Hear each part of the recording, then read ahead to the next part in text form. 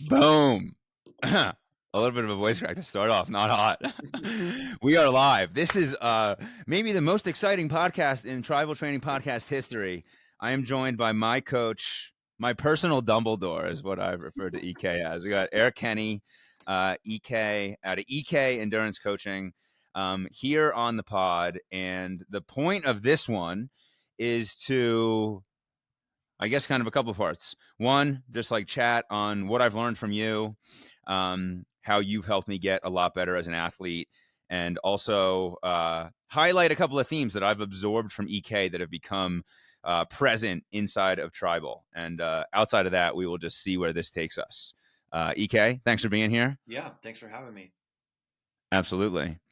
Let's start off by getting a quick rundown on the EK background, your sport background. You have a really unique sport background that spans a couple different sports with you both coaching and competing at a really high level. So jog my memory. What do you got?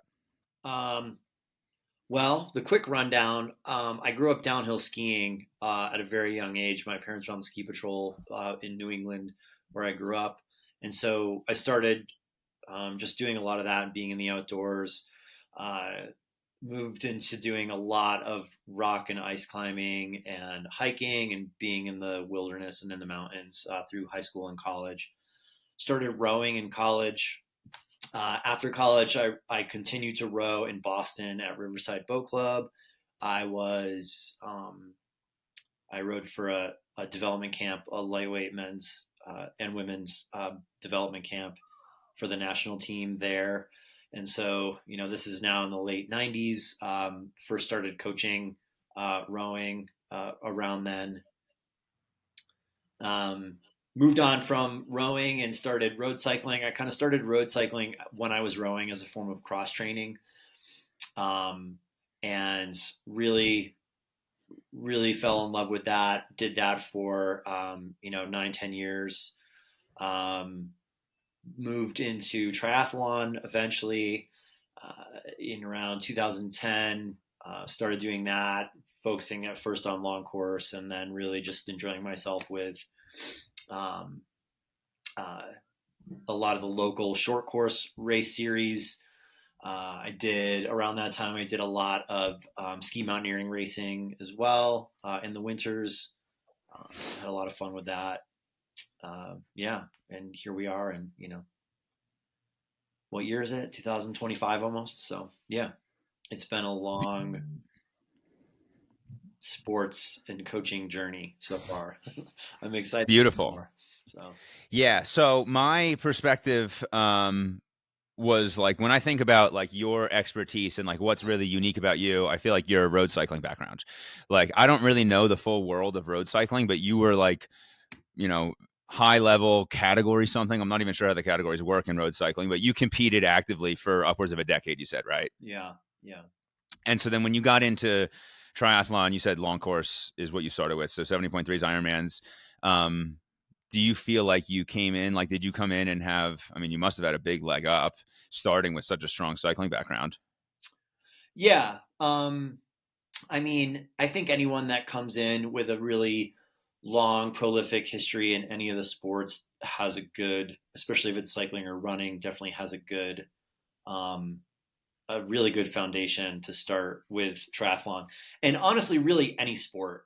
If you're a high level athlete, I forget when it was a while ago now, Apollo Ono, the speed skater, did did Kona and did very well. He raced as an amateur there, and I think I don't know what the conditions were that day, but I mean, he was like low nines hours. I mean, he's Wow.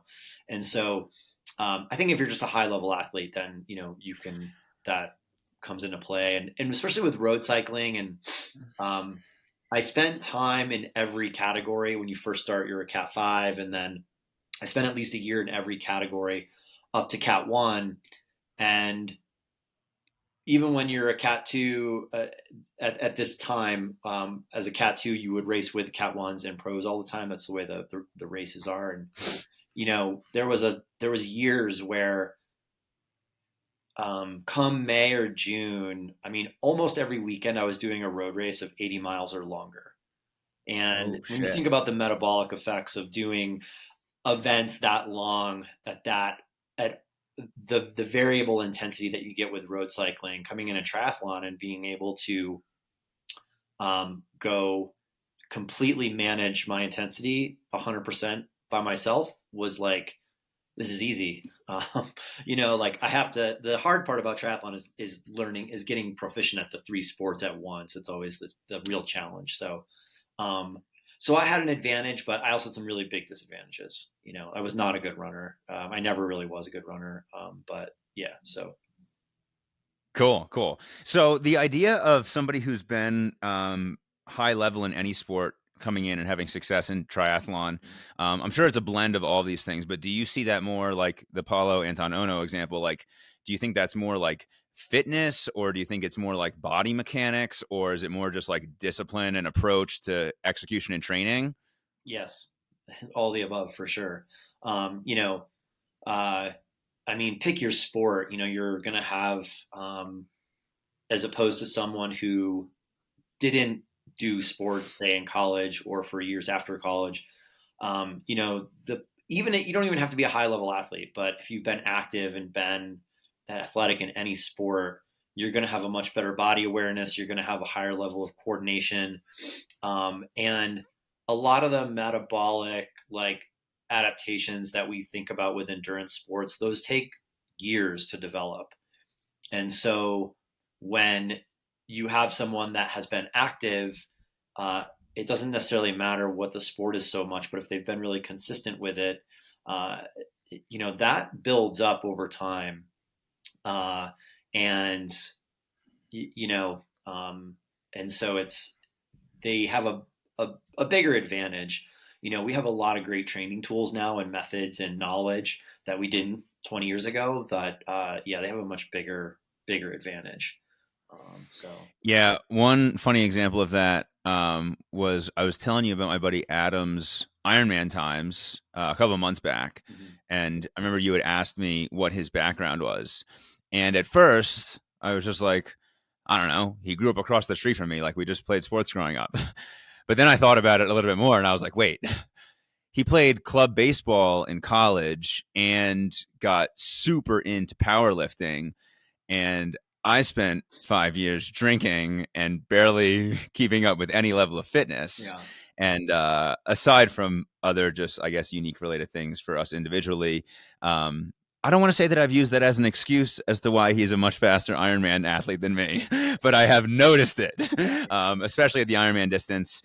One question I'd ask you about, actually, he and I. So I feel like, what do you think about just like, how do you notice people having different body compositions, or their unique physiology trending them towards being a fast Ironman versus a fast 70.3 athlete? I feel like for myself, I feel like I have a little bit more explosive power and I'm a little bit faster at 70.3. A little bit of an asterisk on my Oregon races because of the swim being so fast, but I feel like I've had to work a lot harder and it's taken a lot longer to get faster at Ironman. Uh, yeah. I would say that body composition or someone with more or less explosive power isn't necessarily going to be better or worse at something like 70.3 versus a full. And so, um, and we see this all the time. And I think it's a really bad narrative for people to be listening to and for people to talk about. And it gets talked about all the time, especially like at the pro level. People are always like, oh, I need to do my Ironman training. I've been doing half Ironmans. Like, this is so different. And so I'm going to contradict myself here a little bit. So stay with me. But, you know, it's even a sprint distance is still like a threshold effort. It's an hour, it takes an hour. You're not doing anything that's really far above threshold. Um, and so typically what you see in really good performances for people, regardless of where they end up, winning or half middle of the pack or whatever, those really good sprint distance performances, people are end up riding kind of a little bit below threshold, on the lower end of threshold, that 90 to 95%. And then they end up running on the fast end of threshold. But you're still right there. It's an hour-long race. Just because there's different sports, you don't have different buckets of energy for each one. You have some different mechanics and neuromuscular demands, but like it's one effort from start to finish. And that said, as you get longer, that the intensity comes down, fueling becomes a bigger scenario. I've seen people in all different types of body compositions, strengths and weaknesses do really well at all the distances. Now, I think Ironman is inherently, the distance starts to get really long. It is just simply harder to not slide off of a given pace or intensity, as it is for shorter events. And so, if you're thinking, well, like the sprint distance triathlon, I do at 100% of threshold, and the Olympic distance, then you do 90 to 95% of threshold. And then for the 70.3, we're doing 80 to 85% of threshold. So for the full, I should be doing 75% of threshold. Like the calculation seems to match, right? But as we go longer and longer, more elements come into play with our metabolics, our mechanics, and it gets harder and harder to, I think, produce a good effort there at the full. And I think this is one of the reasons why people like 70.3 so much, is because it's short enough where you can, do it if you're more recreational, newer athlete, and it's short enough where you can quote unquote race it. More competitive people feel like you're racing, and you can operate the next week. You're not, lying on the couch. It's just a lot more digestible distance, and I've always really enjoyed the distance. I haven't done actually that many halves, but I really, really do like the distance for all of those reasons. Whereas the full is just, you really end up going super, super deep, and you have to be very, very dialed in. You can't kind of off the couch and do that. So I just think that doing the Ironman distance is plain old harder. It really is, especially if you're not a prolific runner. You don't have to be fast, but you definitely have to have some really solid technique and good technique durability. And as I say that, we've seen lots of really good runners not do well in triathlon at any distance, especially the longer distances, because you have to be well-rounded if you want to do well. You just have to be well-rounded, period. So, Well, that brings up definitely something that you have taught me and that I've been working on over the past couple of years is better form and technique as a runner. And a cool lesson that you've taught me is that better technique shows up as better endurance. yeah. And I remember my Ironman Florida 2022, I just got to the back half of that thing, and I was like, the front of my hips are killing me. Like my body is falling apart. Mm-hmm. And I was still able to like grind through a decent race and do well. But I got some run form work done after that. And you and I started to work on that more intentionally. And I started to realize that I had like this straight leg plant that was basically jacking all of the impact force up right through all the muscles that should be absorbing it and right into the front of my hips. Yeah, yeah. And yeah, that idea of better technique, that's also something that I picked up from you on the bike. I had never done single leg drills prior to us getting together. Mm-hmm. Spin ups were something that I knew about, but I've enjoyed working those in with you, except for when I did try to do them, 10 days in a row? You said no, 10 days in a row, spin ups.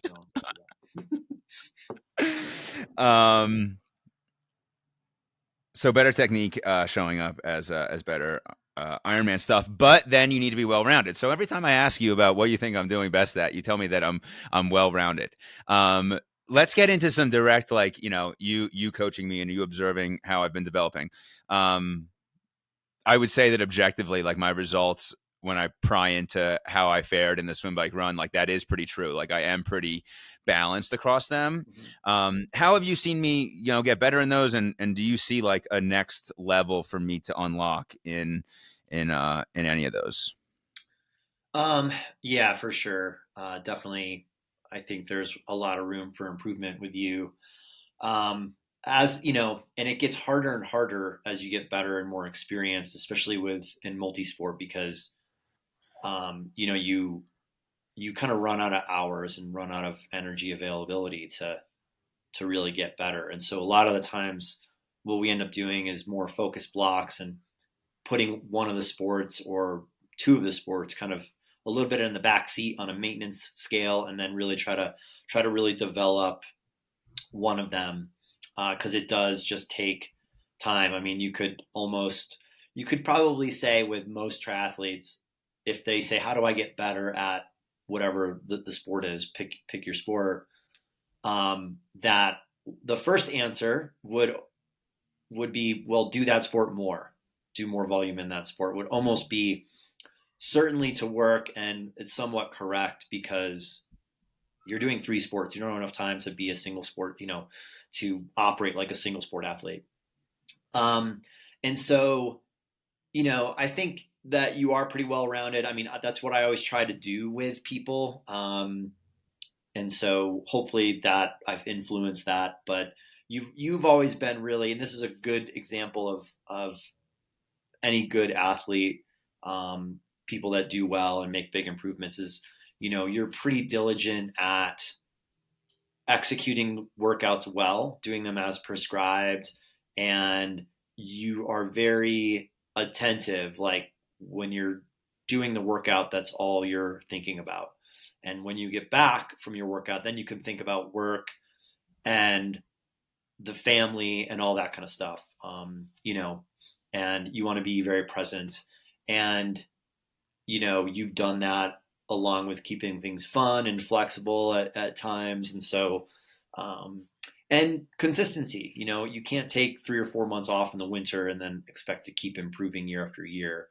Um, and while, the training ebbs and flows, you've kind of been pretty consistent and, always getting out for a run and riding and that kind of stuff. And so that leads to that, just slowly gaining more experience, more fitness, better neuromuscular connections, technique, et cetera, et cetera. So I think those are kind of the key things as to why you've done well there.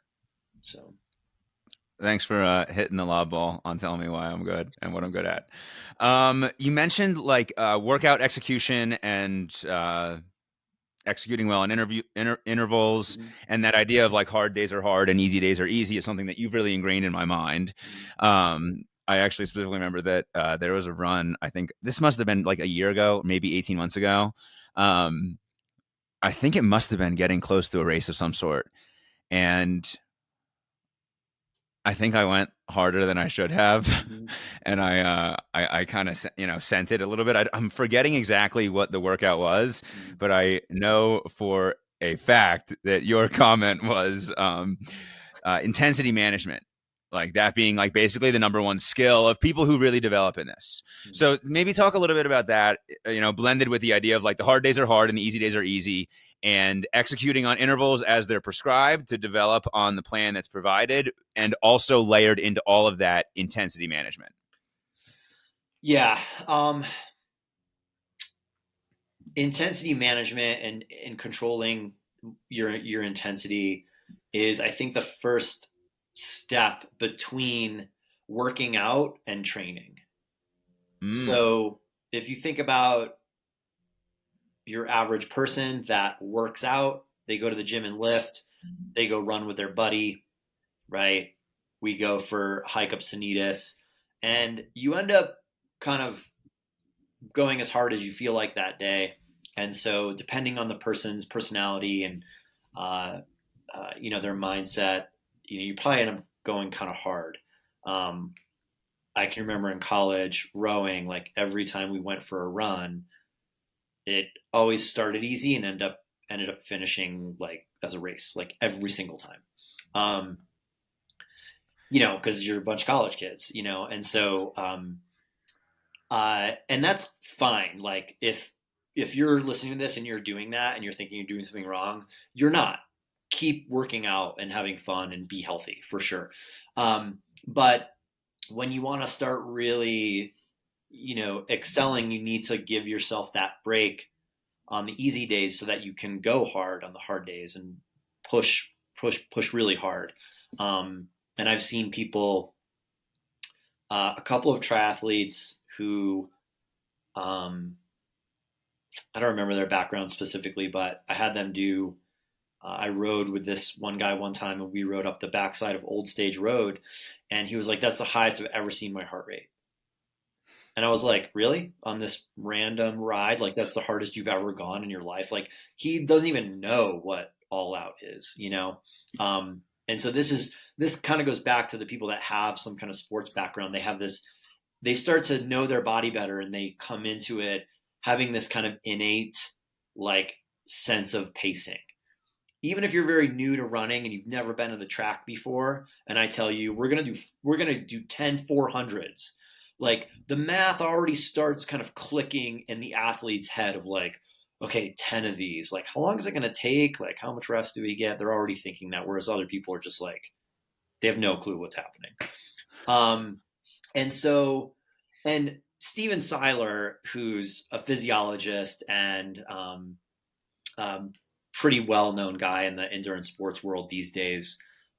He tells this story of his first time working with like the Norwegian cross country ski team, and he came from like the college U.S. sports, which is like all hard all the time.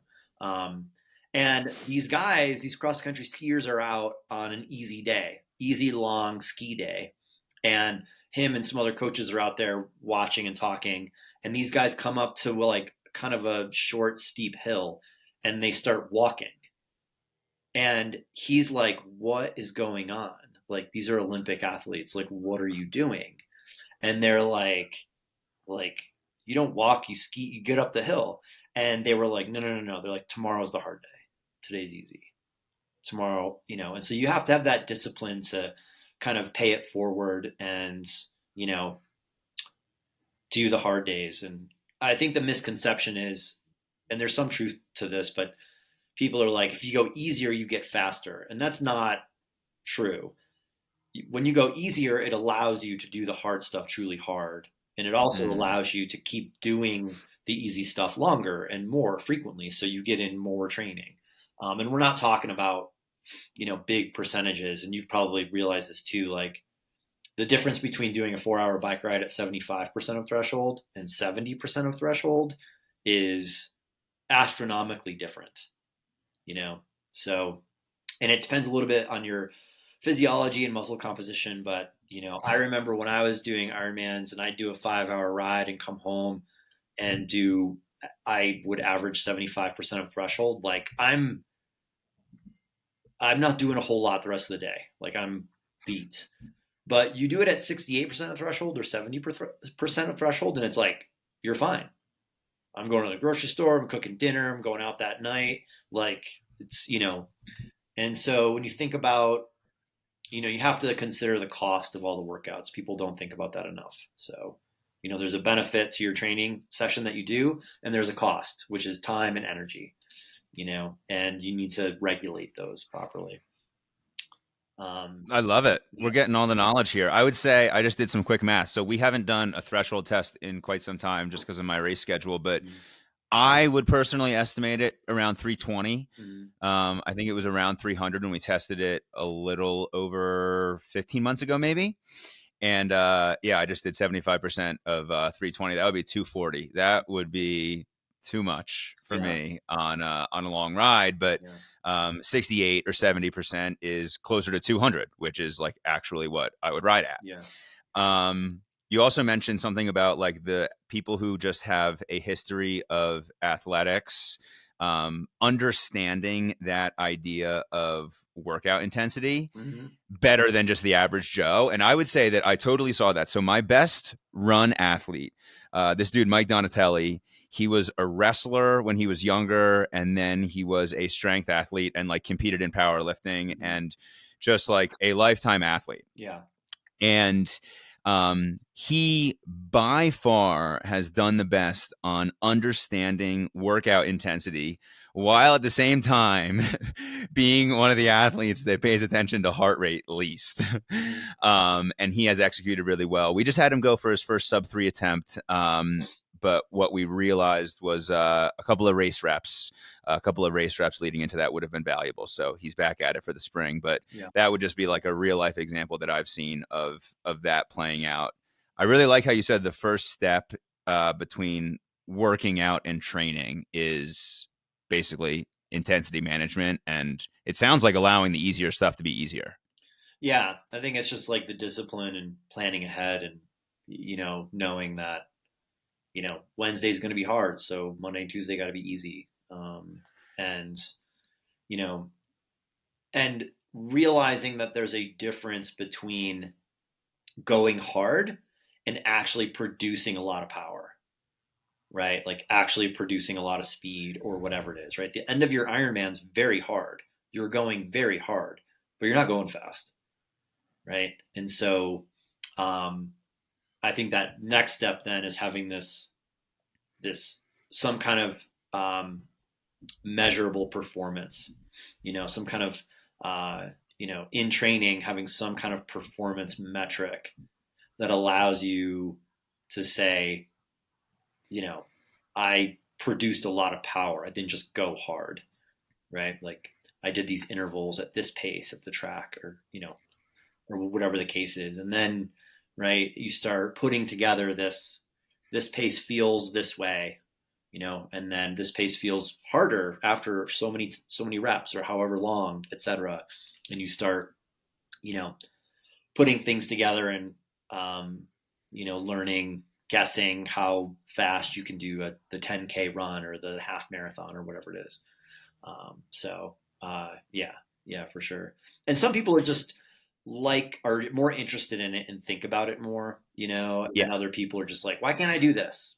You know, um, and it's just age. And when I was working with the CU rowing team and coaching them this past spring, and we've got some freshmen and sophomore that just have no idea how to pace themselves. Like they're still like growing, like they don't even know how to control their body yet. And some of these workouts that I would give them, they would just be like, especially if it's a newer workout, I gave them some stuff that none of them had really seen before.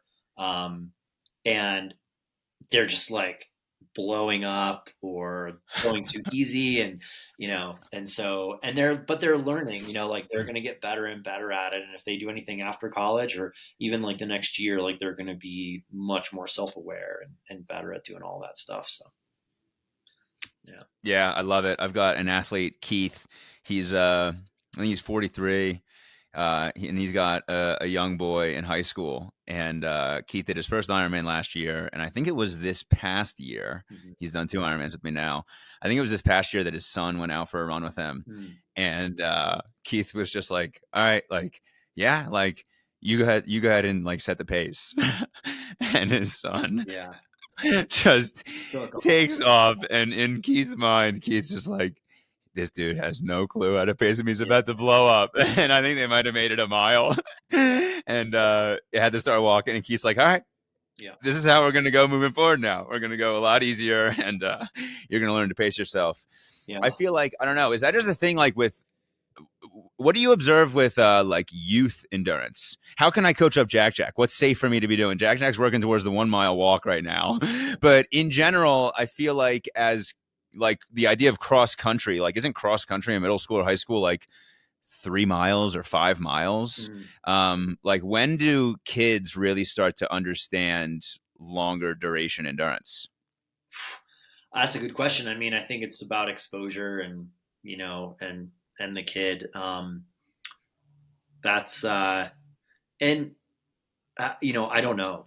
I don't know. I don't work with a lot of juniors, and I think that what happens when you're at that level there's been so little influence up to that point that Mm. if you take, a bunch of kids and have them go run the mile, like I remember having to run the mile in, uh, grade school, 6th grade or something.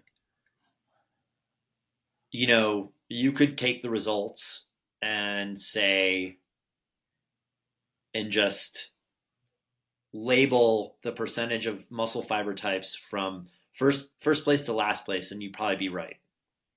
Like, you know, and so I think, you're looking really at like the physiology that they're kind of born with and they've developed up to that point, which is relatively small.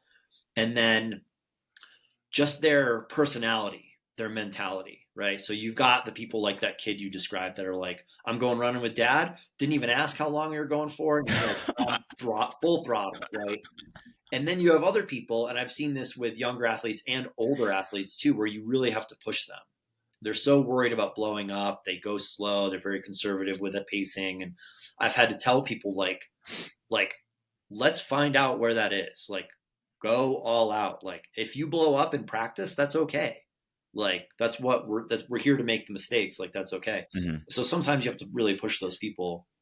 But I think there is a lot of, nature as you develop. And so like, if you're thinking, oh, I never excelled at these things, and then I'm not going to do well at long distance trail running, Ironman, whatever it is.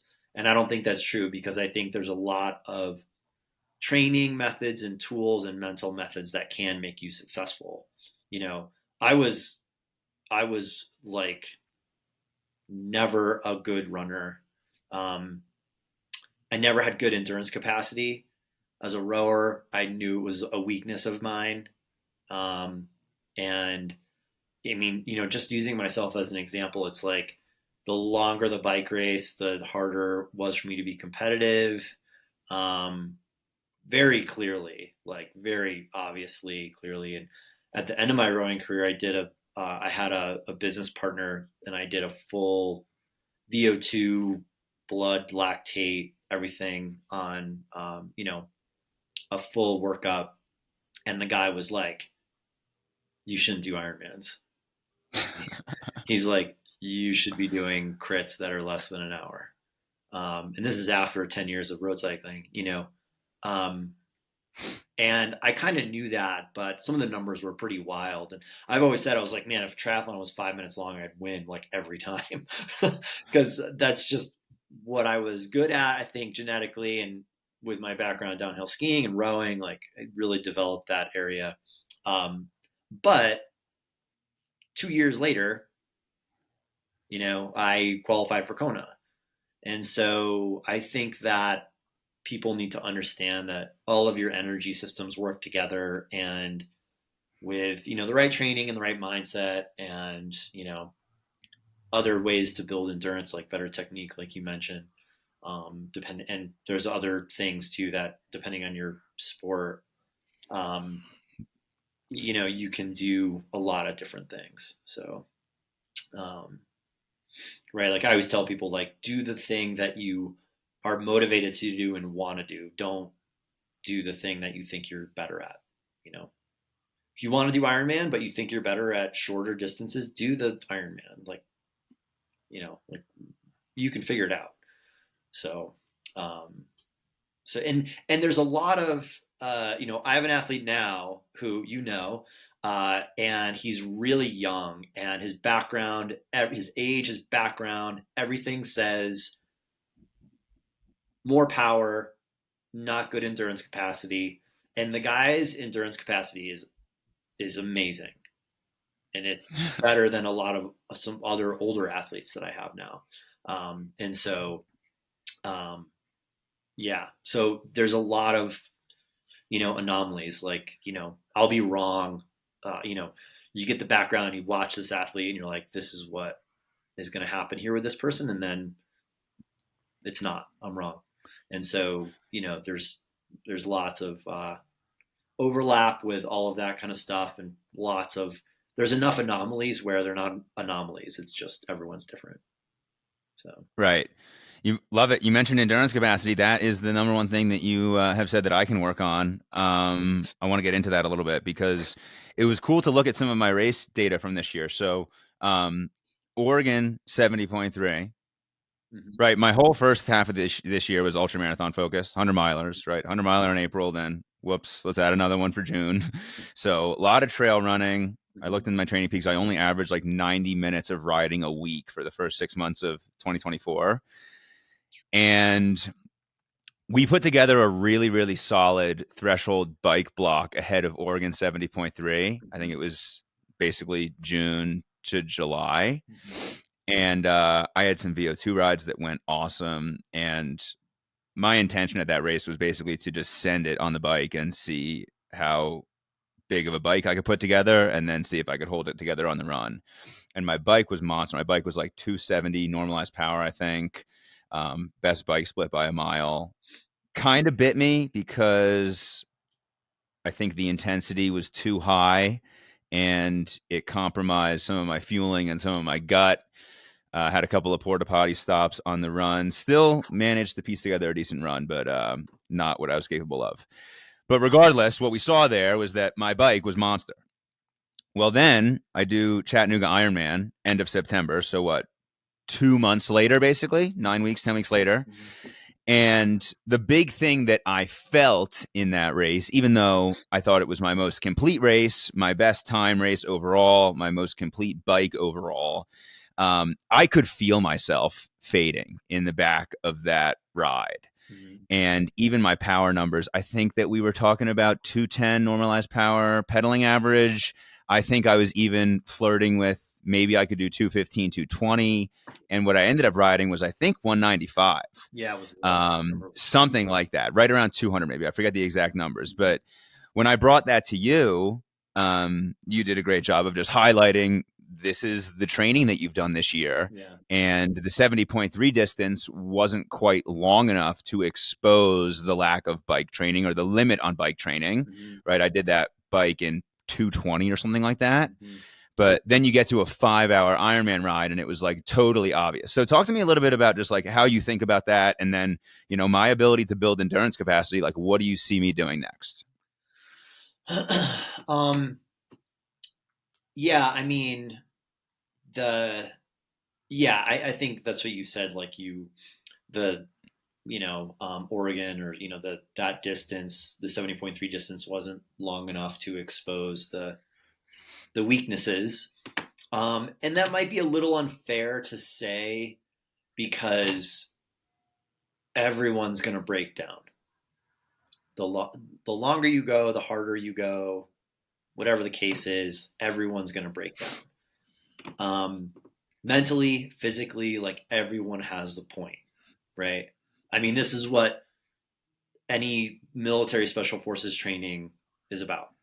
Is we're going to, push you to that limit, and they do it in all different kinds of ways, right? And so, on the other side of that, it's like people who are like, "Oh, I can't, Ironman's so hard, I can't. It's too long. I can't train for it." I'm like, "Well, it's the same thing as like an Olympic distance. You just go slower and you have to eat more. Like, so there's also an easier side to it." Um, so I think that's true. You're also being aggressive with with the race, and I think the thing that you've done really well, I think the whole time that we've worked together, despite having, like you said with the bike, I wanted to do 220. I was like, no, do 210, and you still rode even lower, but you still executed a really good run and had a good race overall. And that's so there's something there that your body knows, and you can still execute a good race. There would be a lot of people that would have rode 220 for the first half and then faded to 210 and then walked the last half of the run. And so, you know, you're, developing this good internal sense of self and executing a good race, and good race execution and having that the right mental mindset can go a really, really long way. Um, so I have a there's a we can get into the story later of an athlete of mine who used to not have that, and that was like the one thing that we really worked on, and everything blew up on him in the middle of a race, and he still succeeded. But um, and for you, I Yeah, we'll put a pin in race execution. We'll talk about race execution next yeah, because that's another huge thing. And I know I've seen Sam Long talk about that from when he worked with you, so I want to hear about that as well. But we'll keep going on the endurance capacity stuff. I mean, and like I said earlier, like it takes months and years to develop, the endurance capacity. And so, when you see someone like come into the sport, like even when I first started cycling, I remember like some of the first rides with the cycling team that I joined. People, the people guy was like, "What did you do before this?" And I was like, "I was a rower." And they're like, "Oh, okay."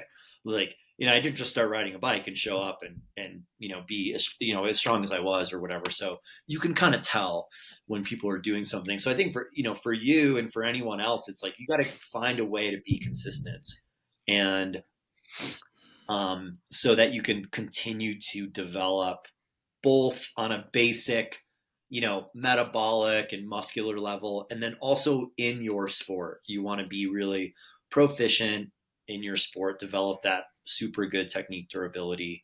And this has always been like a core thing for me as a coach is I want to find those areas so that people can develop and be as fast as possible and meet all their goals.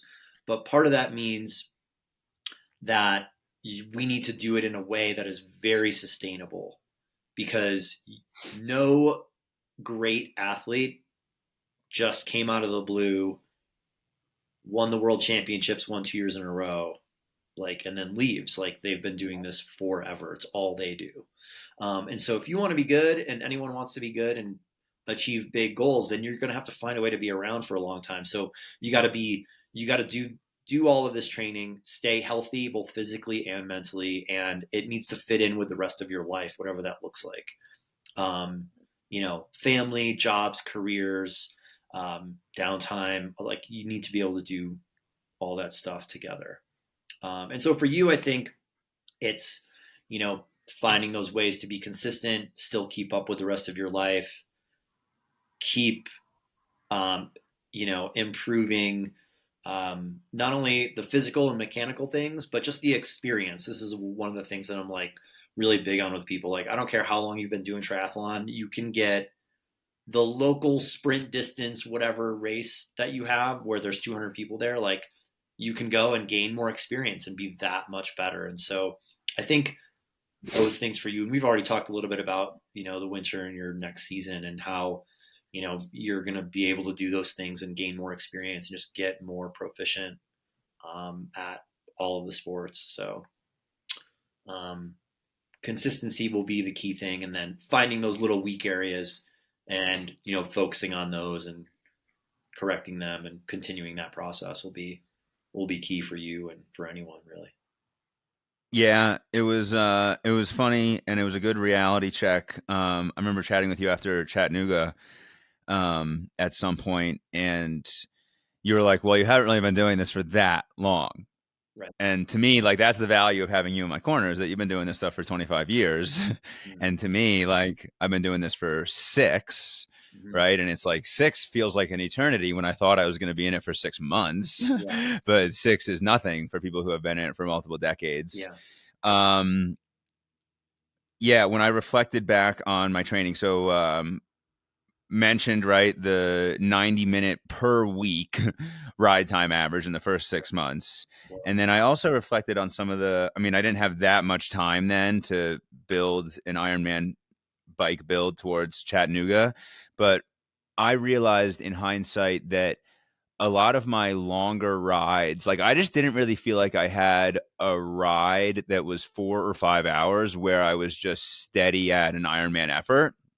And I don't know that you necessarily need it. You might say that you don't, right? To be able to have the fitness for it. But I felt like my rides were either like I did really, really well on like 3 hour rides that had like VO2 in the beginning. Mm-hmm. And I would then like ride at my endurance watts for the remainder. And I remember a few rides like finishing those really strong. Mm-hmm. But I remember that my long, long rides, the ones that I did that were like 4, 5, and 6 hours, like one of them was a century ride with my brother in law, which was like pretty much recovery effort for me. Some other long rides that I've done, you tell me if this is if I'm thinking about this wrong, but I think that I limit a little bit of development by long rides just heading into the mountains and the final 90 minutes kind of being descending cruisy home if it's a 5 hour ride and like you're really not, you don't have to be pushing hard in the last hour or 2 hours, but if I'm not putting out the same effort, like I felt like that showed up in Chattanooga for me. What do you think? No. Okay, tell me Well, why. and I mean, so yeah, so your thinking is right, and I think that that might be a factor if that's what you did all of the time on all of your long rides. So I just saw this uh, block, that this cube on YouTube that came up, and it's, I don't know who it is. I don't know the channel or whatever, but it said, "What are junk miles?" So they're going to talk about junk miles training, and I want to listen to it because this is an old thing, the junk miles training. And so I'm a big proponent of diversity in your training. The only thing that's bad training is the thing that you do constantly all the time, every day, every long ride, whatever, right? So yeah, if the last 90 minutes is you barely pedaling of your long ride every single time, then that's a problem. But um, I think that riding in the mountains and getting that terrain and altitude and power variability is a good thing if it's, sprinkled in the right way. So Okay. I've programmed for people. There's one time I'm thinking specifically where there was like a long block of like 4 6 weeks or something, and every Saturday I had in a long ride for them, long endurance ride, very little description and no duration put in there, which you've seen, which I do sometimes. I do more frequently than people probably realize, um, which looks like super lazy coaching. But I talked to this person and I said, look, this is what's in your schedule, but this is what I want to see is I want to see variety. Like you can do flat rides by yourself. You can do flat rides with a group. You can do hilly rides by yourself. You can do hilly rides with a group. I don't want you to do the same thing all the time. If you go out with a group of friends and you're hanging on for dear life for 3 or 4 hours, that's okay. If you do it every weekend, that's going to be a problem, right? I also don't want you just going out and mailing it in, doing a zone one coffee ride every single week too. If you do that one week, that's fine. But let's mix it up, and as you know, like call me whenever you need. If something else happens and you're going into it tired or you're going into it fresh or whatever the case is and you have questions, we'll figure it out. Um, but so I think that the variety part is good. I'd have to go back and look exactly, at your training, but and so I don't think it's a bad thing what you did, but when I see people, and there's one person that does this that I can think of right now, where it's like zone two ride, and it's like always just uphill in the mountains every single time, and I'm just like, chill, you know. And so you want to try to mix that training up, and I think that goes for any sport, any athlete, right? So I have a guy heading to the Himalayas next year, and he's doing some other big, climbs uh, before then, and he's like, "What are we going to do for training?" And I'm like, "We're going to do all the things. Like, you're going to do the specific steep hiking with a pack on, but we're going to run. We're going to run on the flats. You're going to go on bike rides. We're going to keep it diverse so that we can keep him healthy, and super fit. So I love it. I love the challenge of unscripted Z2 rides. I feel like I do a decent job of mixing up where I ride on more standard stuff, more stock training type stuff. yeah. Maybe I'm just sort of combing through what I think I was lacking in the race, and being a little bit particular. But no, that makes sense.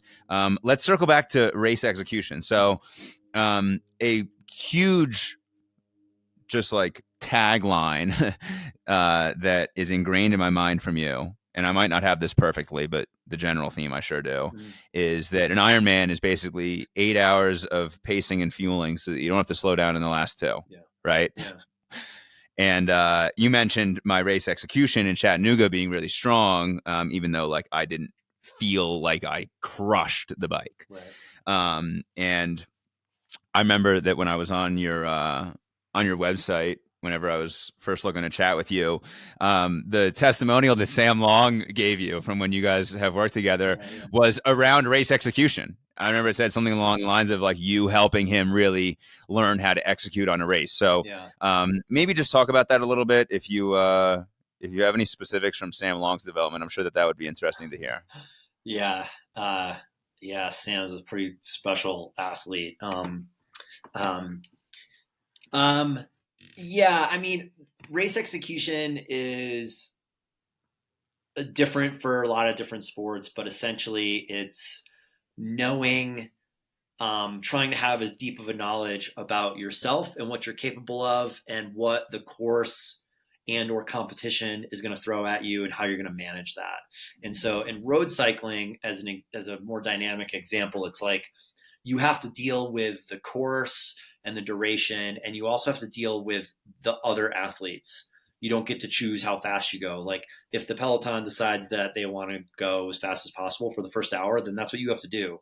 And so I would talk about self tactics. So in road cycling, if you've watched the Tour de France or anything, like you know that there's these team tactics and the drafting thing and sending other teammates up the road in breakaways and all this other stuff. But then I would talk about these self tactics, like how do you manage what's going on with your own abilities and kind of knowing your own abilities very well, knowing what you can and can't do, but also not letting that hold you back. um, I can't do this. So, and there are some people that, there are some coaches that specifically like don't use power or like heart rate or anything because they think it's going to hold the athlete back. Um, and so I think it's just about using all of that knowledge and tools in the right way for the right athlete. Now, if you're doing a race, if you're doing a 5K running race, it's not very long. So you can wrap your head around how to dose your effort appropriately. And it's also easy to do and easy to like complete that distance in training. So it's very easy to learn how to do that. When you're doing something that's 10 plus hours long, it becomes a lot more complicated to figure out how to dose out your effort, um, both in a training practice, and it's also takes a lot to accumulate a lot of Ironmans because of the cost is so high, right? Um, you don't just do like 5 Ironmans in one season to learn. You don't do an Ironman in training to learn how to pace yourself. And so that's where we use the science and the math, right? And like I've gone through with you and everyone, it's, you look at the training data, and I always say I like to start with the science, and then you bring in the elements of the individual to figure out, you've decided you're going to be here, but where's the athlete? Are they low on this? Or are they going to be higher on this? Or what's the case? And so, you look at like all the numbers, the threshold and the percentages and all this kind of stuff. And then you start to tweak it depending on the athlete. And then, you know, and I remember us talking about this, especially with the half. It's like with the half Ironman, we really want to try to use pace early in the run, right? Because the finish line is still too far away for you to wrap your head around how fast can I run for 13 miles, right? But as you go, as you get through the first couple miles, you're Mm-hmm. settled into your running rhythm, the fatigue sets in, and now so you have this onset of fatigue, and the finish line is getting closer, and so it's easier to be like, I can hold this pace, right? When you're at mile one, you can't really, you're not sure, or you might be wrong. But when you get to mile 10, 8, 6, right now you're like, okay, now I can do it. And so, the race execution thing is using all of those tools to hopefully have a nice, steady, um, you know, uh, effort and pace and rhythm and output the whole way from start to finish, which again is hard when you're looking at 10 plus hours. Um, it's easier when it's a more digestible kind of distance. Um, and then you just have the mental aspect, which everyone is very different on, and it's super important. And so I have always, when you're trying to achieve something really high for yourself, regardless of the sport or the distance or whatever, I think that it's important to be confident in what you're doing, but you also need to be very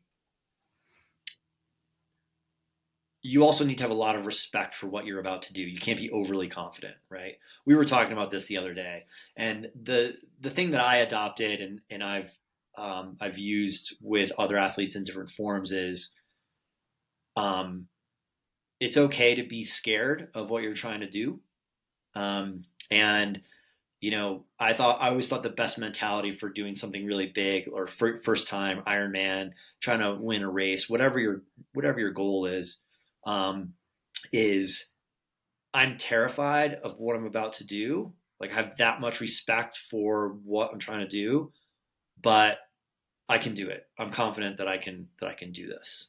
And so you have to be really careful and really dialed in and really concentrated.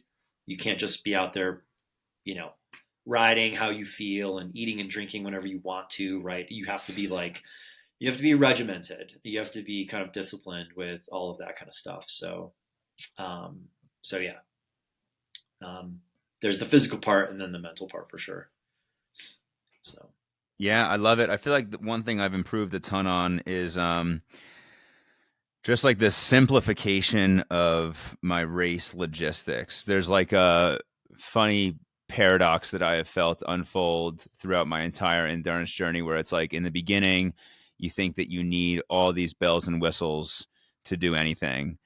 And then as I have developed year over year, it's like actually a consistent removal yeah, of so many different things. And my truest example is that the first 100-mile ride that I ever did, I had like a hiking fanny pack on that like could hold 2 water bottles and yeah, it had all this shit inside yeah, and whatever else. And now whether I'm riding 100 miles or whether I'm riding for 90 minutes, I leave the house with pretty much the same stuff. yeah. A couple extra calories put in the bottle, but more realistically, it's just like the resourcefulness of being able to stop somewhere. Mm-hmm. Like that first 100-mile ride, I had no intentions of stopping at Yeah, any gas stations or aid yeah, stations. I had no idea what I was doing. yeah, And now it's just like, oh, well, I'll ride 20 miles to that spot, 40 miles to that spot, pretty much roll out the door in 5 minutes. yeah, yeah, yeah. And that's like the unknown, right? So if it's training Yeah. or if it's a race, like the unknown is scary, and you're like, what do I do? I remember the first time I rode up on the peak to peak and did a big loop here in Colorado. Like I had so much stuff with me because I had no clue where I was going. Um, and and now it's like you said, it's like I have the same stuff. Um, and I think, yeah, a lot of people, you see that, and right, that's like the classic thing in like Ironmans is like, here's the $8,000 aero bike with like 6 water bottles on it and peanut butter and jellies taped to the handlebars and stuff. And it's like, that's the unknown. And so, yeah, Yeah, that's a theme that popped up for a couple of athletes after our team Ironman in Florida was like a bit more trust in yourself, to remove some of those things that are a mental. I would perceive it as like a mental security blanket, Yeah. or safety net, whatever you want to call it. Yeah. Um, cool. I feel like we've mined the EK brain for a lot of great stuff here. Is there anything else that you feel called to share? Anything you wanted to talk on we didn't get to? No, I can't think of anything off the top of my head. We definitely covered a bunch of good topics. Where are my notes here? What did I want to talk about? I feel like we got to the overall like training philosophy ideas I wanted to get to. Oh, 30-30s. I need to give you some love on 30-30s. 30-30s are forever the workout that got me to run 727s at Oregon 70.3 in 2023. Um, maybe talk about 30-30s. They're a workout that I've absorbed for you that a lot of tribal athletes do. They're one of my favorite speed workouts for sure. Mhm. Here's something that's alive with a couple of guys who are newer who have been doing them lately. Um, Doing the 30-30s way too fucking hard and then walking the Z2 intervals. Mhm. Um, so yeah, that's my take on it right now. What maybe talk about them? The 30-30s. First of all, the workout is 30 seconds on, 30 seconds off, and usually we do about 30 of those repeats. I think it's 20. It's That's 20 to 30. Will oh. give people 20 sometimes on purpose just to. Am I not good enough to get the 30 by 30 by 30? I don't No, think I've seen that. you've done 30. Um, I don't think I've done 30. so you have. The workout the on time is supposed to be kind of in zone 5 pace. So, you know, usually it's very easy to do them faster than 5K pace for sure, because it's only 30 seconds. And the workout itself does a bunch of things. I like these. I like a lot of these short rest interval formats because they do a bunch of things at once. So it's not the best workout for any one of these things, but it does a bunch of things at once. So the one thing I like about it is because you're at this faster pace, you get more muscle recruitment, you get more of a speed element that your body is training. And so you get all those good things that the higher intensity involves, on a neuromuscular level and on a technique level as well, which I'll mention in a second. And then, but because it's such a short interval, your body never really gets up into that VO2 area and starts functioning because you stop and you do the jog, you do the zone 1, zone 2 jog. So the body starts to recover, but the rest is so short that you never really fully recover until you hit the next interval. So metabolically, workouts like that end up being sort of a threshold type of a workout. That's the kind of adaptation you're really getting. And you can see that in your heart rate. Usually people's heart rates will just like bounce around zone 4. Mm-hmm. So you're getting this, like metabolically, you're getting this like threshold type of effort, but then neuromuscularly, you're getting this kind of zone 5 VO2 type of a workout. And if you do this workout correctly, the way I kind of describe it is like the second half of it gets concentrated. Like it doesn't get super, super hard, but you start to really have to pay attention to what you're doing. The workout should not be maximal. Most workouts shouldn't ever be. You don't really ever, very rarely want to do that. And so to keep it at that 90-95% type of effort as a whole, you have to be really concentrated and use good form. If you don't, you're either not going to finish it at the prescribed pace or it's going to get super crazy hard.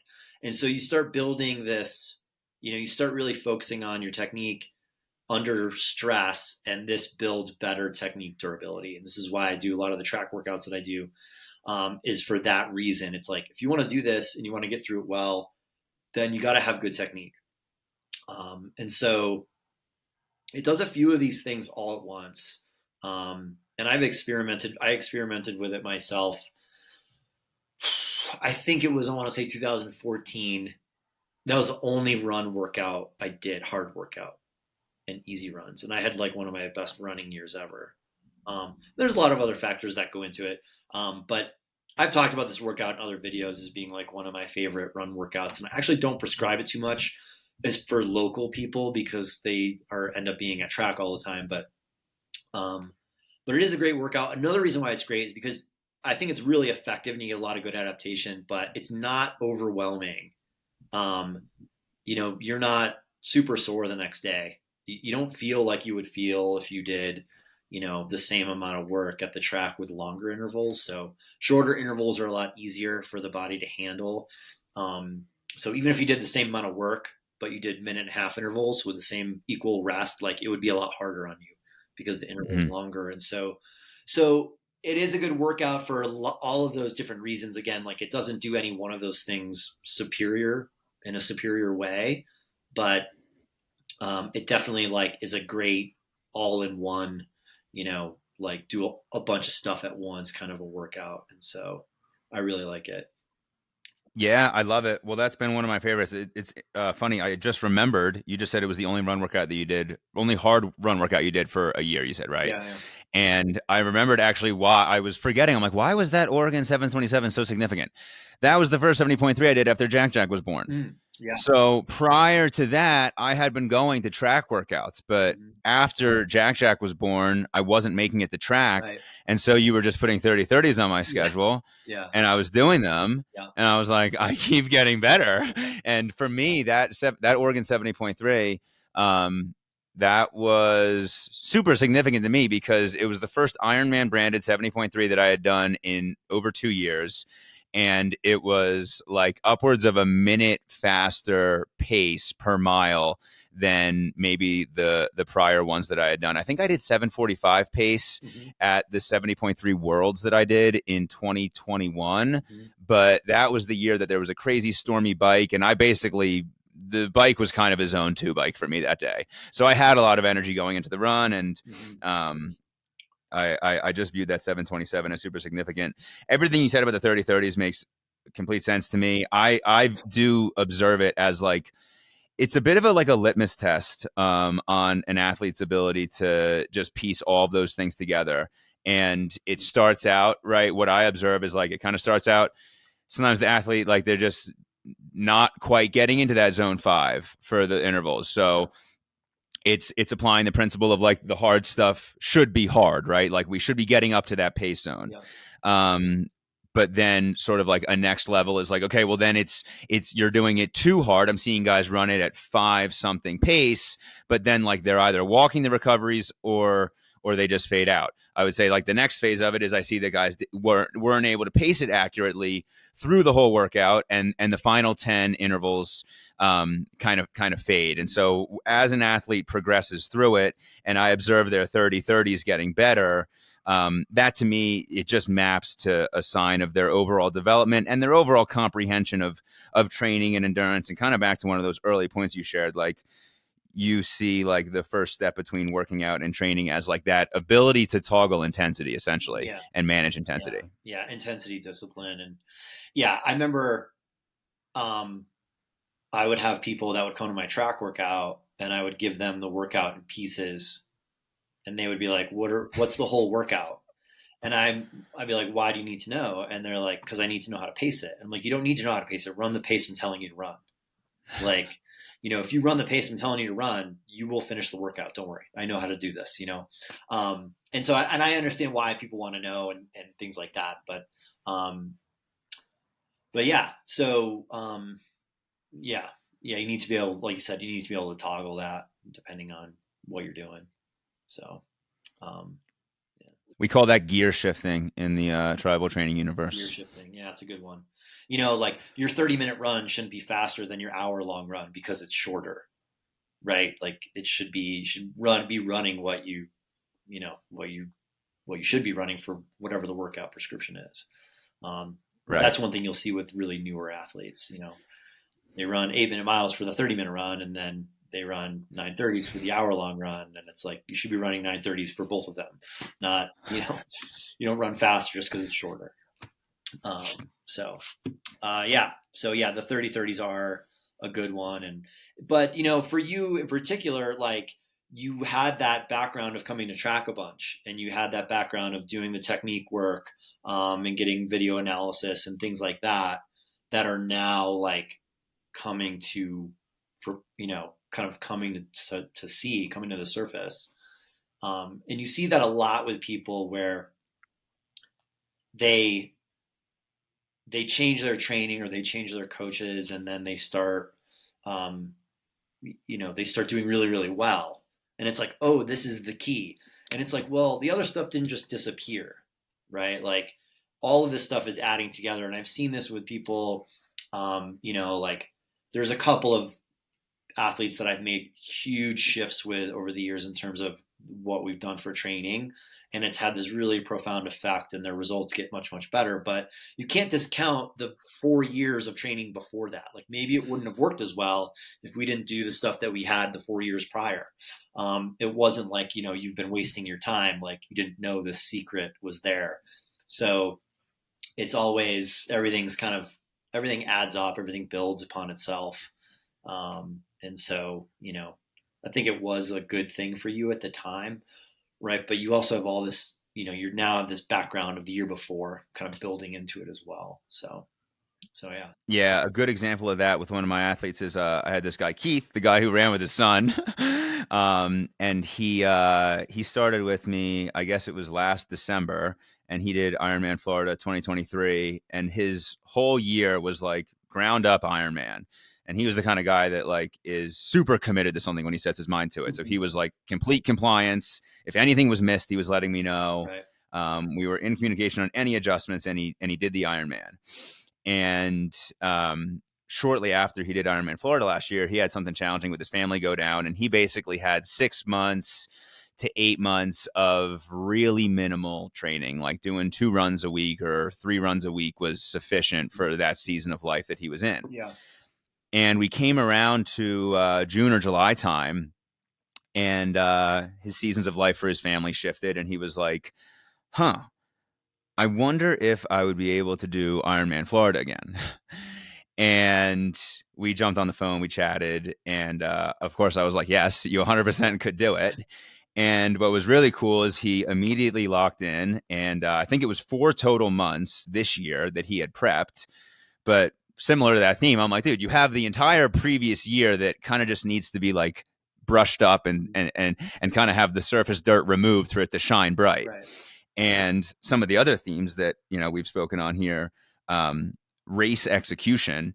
He shaved over 2 hours off of his first Ironman to second Ironman time, massively resulting from better logistics, a little bit better race execution. I mean, I don't really know that the fitness was necessarily too much better, other than just the continuation of having a base year beneath him, and then some more intentional, maybe a little bit more structured training, from like a race interval perspective. But no, all of those themes 100% are things that I've seen. So yeah, that's what I got. Yeah, there's a group of guys that I coach out in New England that are kind of like your classic weekend warrior mountain biker guys. And one of them going into, was it last year or the year before, where he was like, I've been doing less cycling than I did the year before, the summer before, and he was worried about it. And I was like, well, maybe, but you trained all last summer, and then this winter you've been really consistent with riding inside and skinning, up at this mountain, and doing a lot of other stuff and being consistent. And now you're continuing to still be consistent. So the fact that your weekly hours are a little bit lower, I'm like, I think that you can still be improving.